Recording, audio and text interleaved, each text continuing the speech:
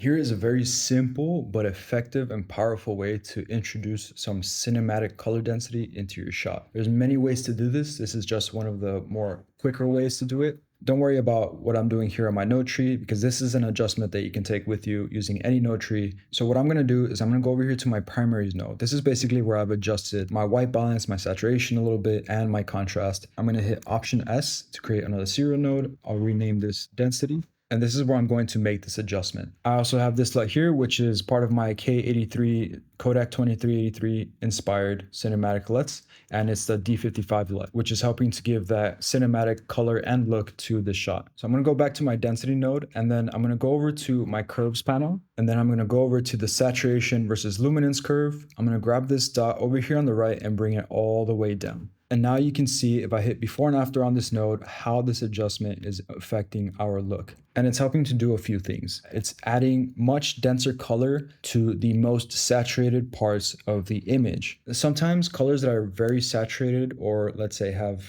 enough saturation in them, they start to lose detail.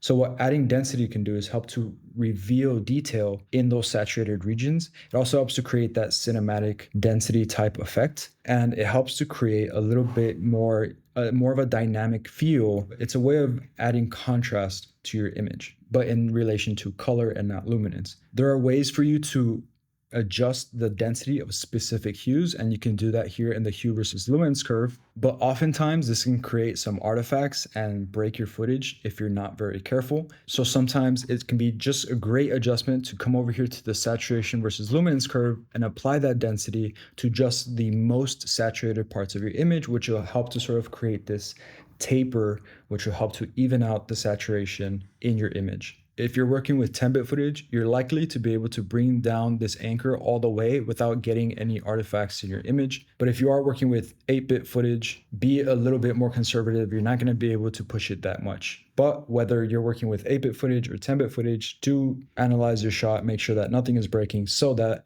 you have a clean image. If you want to see more straight to the point tutorials on color grading and DaVinci Resolve, consider subscribing, and thank you for watching.